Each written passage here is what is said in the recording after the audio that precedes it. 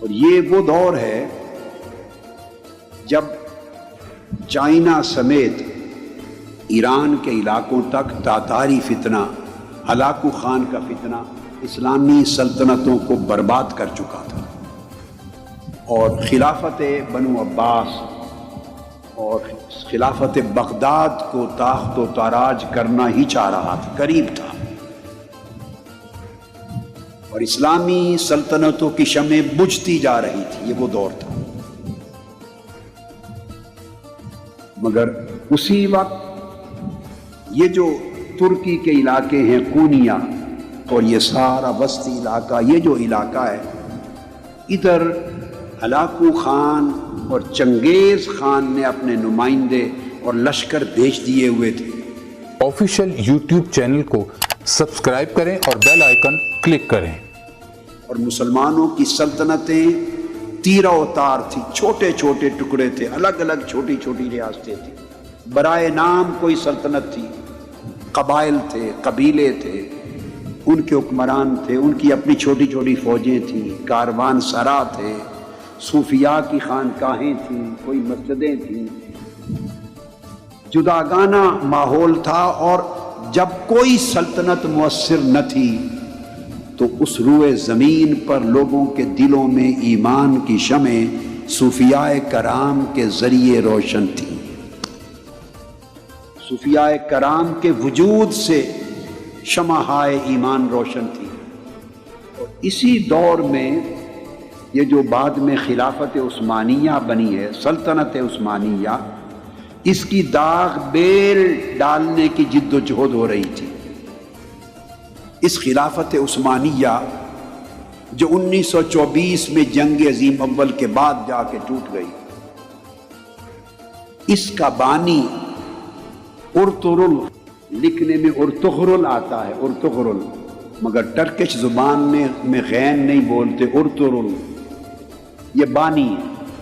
وہ ایک نئی اسلام کی عالمی سلطنت قائم کرنے کے لیے تگ و دو اور جد و جہد کر رہا تھا، مار کے ہو رہے تھے۔ 656 ہجری کے قریب تاتاری فتنہ بغداد آیا ہے، اور 22 سے 24 لاکھ مسلمانوں کا قتل عام کیا ہے، اور دریائے دجلہ ہفتوں تک 2.5 ملین مسلمانوں کے خون سے سرخ ہو کے بہتا رہا۔ 656 کے قریب یہ فتنہ یہاں پہنچا۔ ادھر مقابل سلطنت عثمانیہ کی تشکیل کی جد و جہد شروع تھی۔ ارطغرل یہ سلیمان شاہ کا بیٹا تھا، اور کونیا ہیڈ کوارٹر تھا سلجوقی سلطنت سلطان علاء الدین کا، اور یہ سلطان علاء الدین جب بادشاہ تھا تو ادھر مولانا روم آباد ہو چکے تھے، کونیا میں سیٹل ہو چکے تھے۔ یہ جو سلطان علاء الدین تھا سلجوقی، اس کی بھتیجی حلیمہ سلطان، اس کی شادی ہوئی ارطغرل سے، جس کو اردو میں لکھتے ہوئے ارطغرل بولتے، ارطغرل سے ہوئی۔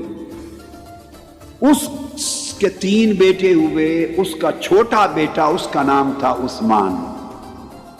اس ارطغرل نے تاتاری فتنے کے خلاف اور ادھر صلیبی فتنے کے خلاف جنگیں لڑ کر سلطنت عثمانیہ، ایک نئی عالمی اسلامی سلطنت کے قیام کی داغ بیل ڈالی، بنیاد رکھی، اور پھر اس کا بیٹا جوان ہوا تو اس سلطنت کا نام اس کے نام پہ رکھا گیا، سلطنت عثمانیہ یا خلافت عثمانیہ، جو پھر 1304 عیسوی میں قائم ہو گئی، 1304 عیسوی میں، اور 1924 میں جا کے پھر ختم،